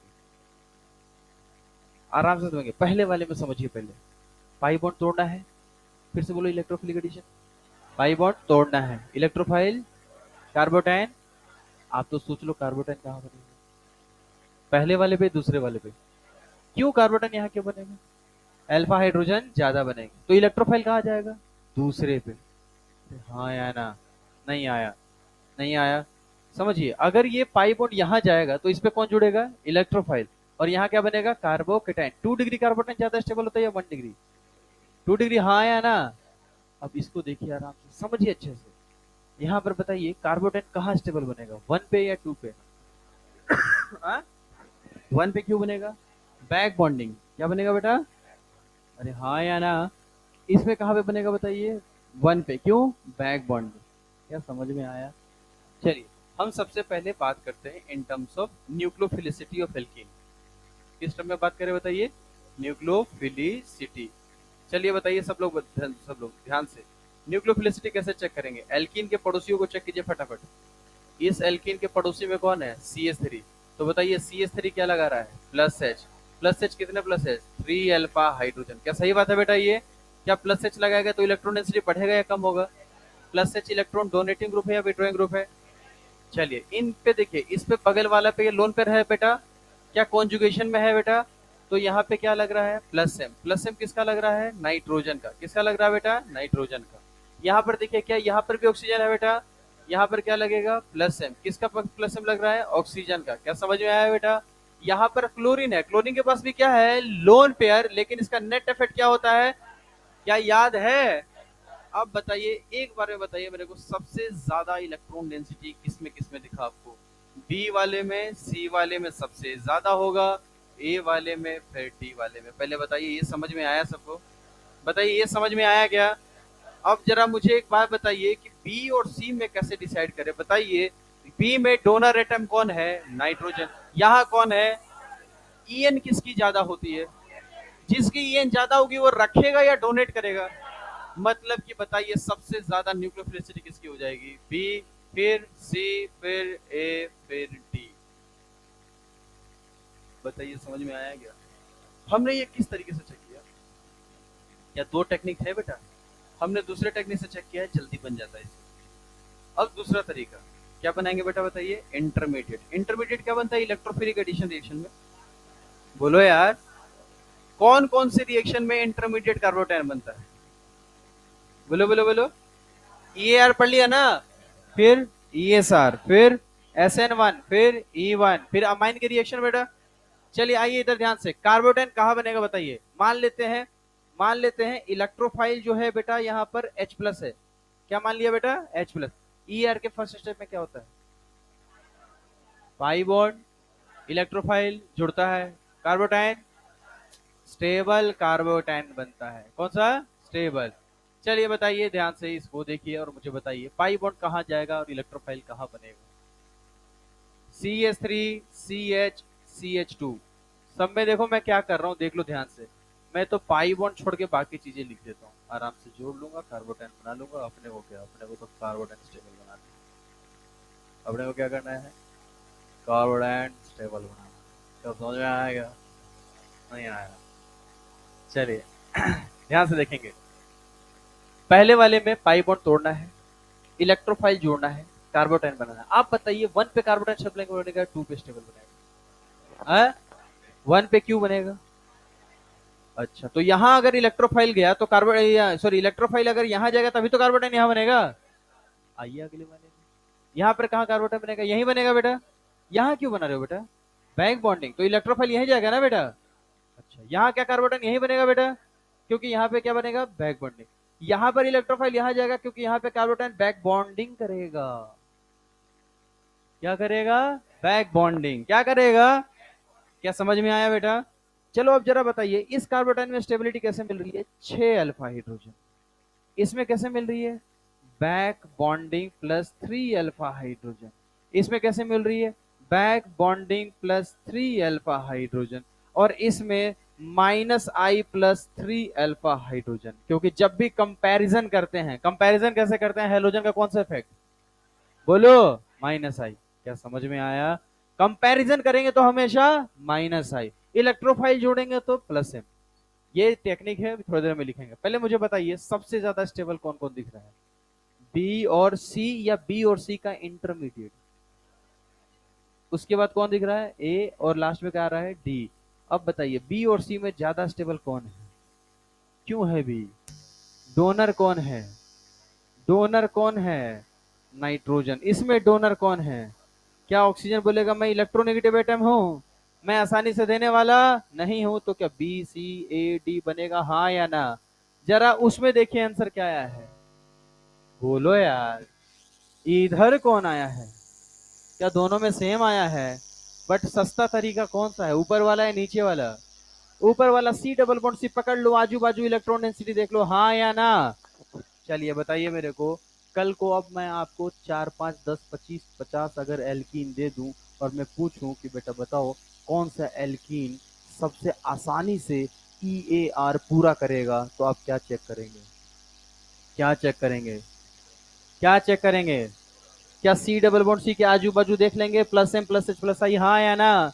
जितना ज्यादा electron density C double bond C में रहेगा उसकी डोनेट करने की टेंडेंसी उतनी ही, क्या रिएक्शन आसानी से बढ़ जाएगा? सर मेरे को तो ऐसे नहीं समझ में आता। तो दूसरा टेक्निक क्या है?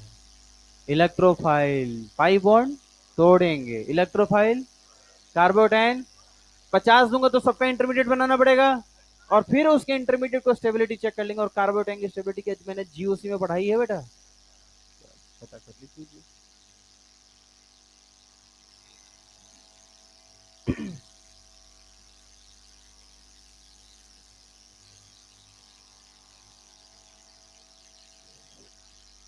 हाँ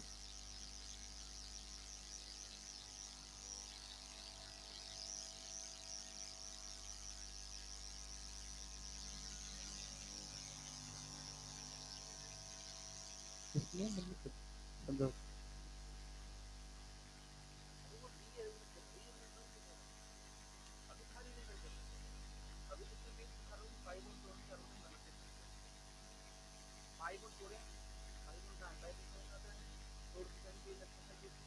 वही जोड़ेंगे जहाँ पे नेगेटिव चार्ज जाएगा, और बगल वाले में क्या बन जाएगा, कार्बोटैन।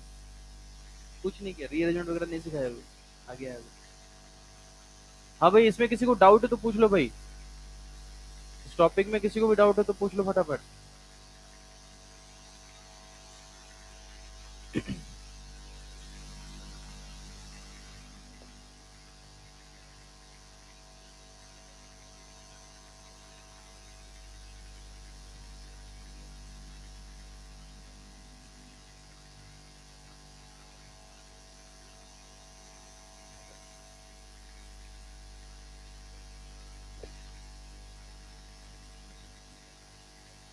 हाँ भाई हटाओ क्या?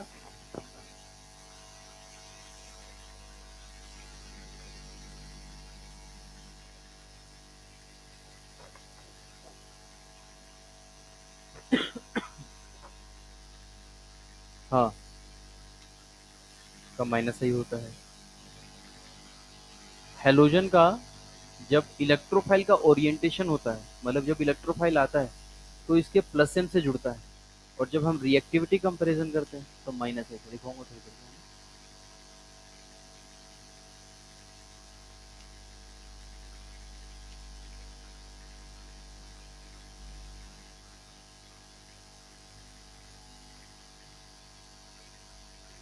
BSCD।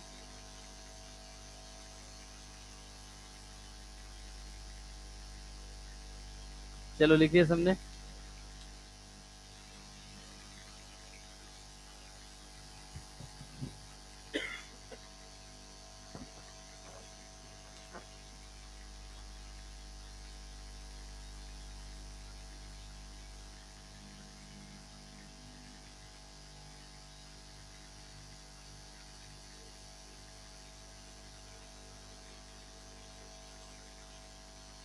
तो आप दोनों टेक्निक से नहीं बनाएंगे बेटा, अपन न्यूक्लियोफिलिसिटी से बनाएंगे क्वेश्चन है ना।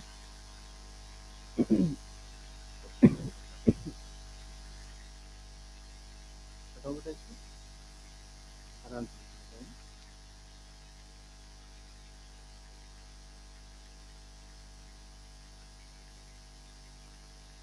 तो एक दो क्वेश्चन तो जरूर बना लो। तो पाँच एक तो बड़ा बनाएगा ना। ठीक है, तो बाकी क्वेश्चन नहीं करेंगे अभी, क्वेश्चन का ऐसा क्या लिख रहे हो बे तुम लोग? हैं?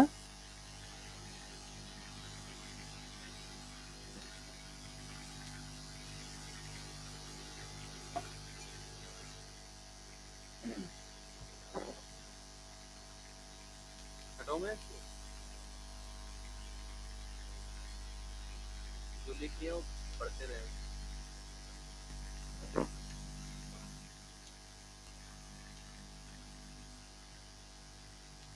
ये वाली लाइन कहीं लिख लीजिएगा, अगले दिन पूछूंगा, एकदम यही सुनना है, इलेक्ट्रोफिलिक एडिशन रिएक्शन के फर्स्ट स्टेप में क्या होता है, पूछूंगा मैं आपसे, क्या बोलेंगे आप?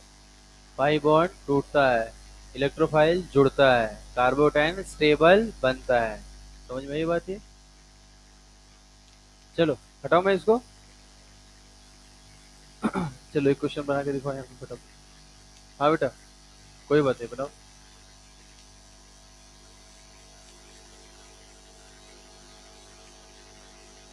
न्यूक्लियोफिलिसिटी से बनाना है इसको।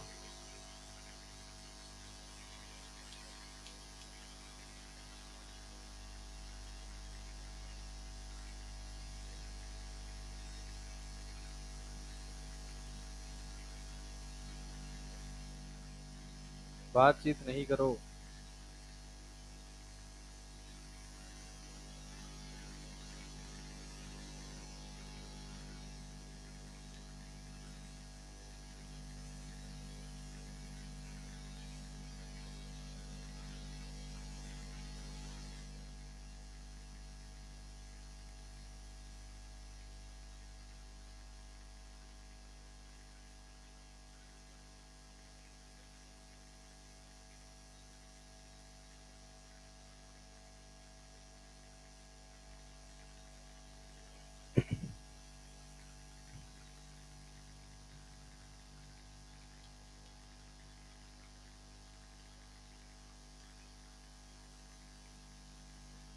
हाँ भाई इधर देखो, सब लोग इधर देखिए। क्वेश्चन क्या पूछा ये बताइए पहले। इलेक्ट्रोफिलिक एडिशन रिएक्शन की रिएक्टिविटी मतलब, लिखना बंद करो, बताओ पहले। रिएक्टिविटी का मतलब कि कौन सा रिएक्शन ईएआर ज्यादा आसानी से देने वाला है, यही है ना बेटा? तो हम क्या चेक करेंगे? इंटरमीडिएट बना लो, फिर स्टेबिलिटी चेक कर लो, या तो न्यूक्लियोफिलिसिटी। फटाफट देखना सब लोग ध्यान से। क्या बेटा ये सी डबल बॉन्ड सी सब में कॉमन है क्या? इनफैक्ट इसके साथ देखो ये वाला पार्ट और ये वाला पार्ट भी कॉमन है, देखो तो। क्या ये पार्ट सब में कॉमन है? तो बताइए यहाँ पर ओ सी एस थ्री रेजोनेंस में है या नहीं है? क्या लगाया? तो इलेक्ट्रॉन डोनेटिंग ग्रुप या विड्रॉइंग ग्रुप? ये तो जो है वो तो सब में है ना बेटा। Cl का लोन पेयर है, लेकिन नेट इफेक्ट क्या रहेगा? Minus sign. CH3 का क्या लगा? Plus H. बताइए आंसर क्या आ गया? ए डी बी सी, यही आएगा ना बेटा? चलिए अगला क्वेश्चन देखिए। क्या आपको एल्कीन दिख रहा है बेटा? देखना गलत करने वाले हो इसमें। इस एल्कीन पे इलेक्ट्रॉन डेंसिटी बताओ। क्या इसमें ये वाला पार्ट सब में कॉमन है क्या? हाँ या ना? तो उसे देखने की जरूरत नहीं है। बताइए ये लोन पेयर का क्या लगेगा? प्लस है। अब क्वेश्चन ये है कि सर ये यहाँ से वहां लग जाएगा क्या? हाँ या ना? क्या ये इसके पैरा पे है और ये इसके साथ रेजोनेंस में है? ये इसके साथ रेजोनेंस में है। बोला हम अपनी मंजिल ढूंढ। क्या समझ में आई बात ये? अब बताइए NO2 में क्या पोलर पाई बॉन्ड है? ये क्या लगाएगा? Minus M. कहाँ लगाएगा? यहाँ। अच्छा Cl के पास लोन पेयर है बेटा, ये तो बोला लोन पेयर रख के भी क्या ही कर लेगा, माइनस है ना बेटा। और ये CH3 क्या लगाएगा? प्लस। आई या एच? आई क्यों? मेटा पे। ओके समझ में आ गया क्या बेटा? तो बताइए मेरे को आंसर क्या हो जाएगा? ए डी सी बी, हो गया ना बेटा? चलो लिख लीजिए।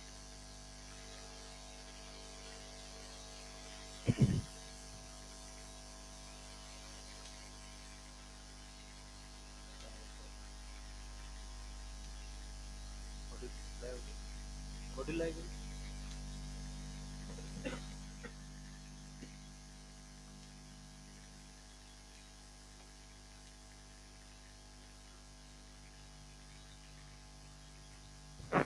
चलो लिख दिया सबने?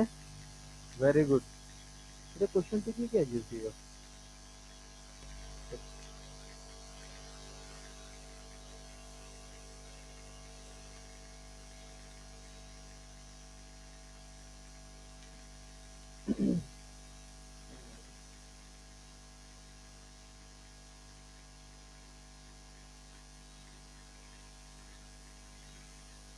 चलो भाई, page number 139, concept builder 4, hydrocarbon chapter, page number 139। Question number 1 2 3 try करके आना है। Question number 1 2 3 concept builder 1 2 3 page number 139। तीन क्वेश्चन है, जरूर ट्राई करके आएंगे सब लोग। ठीक है, चलिए।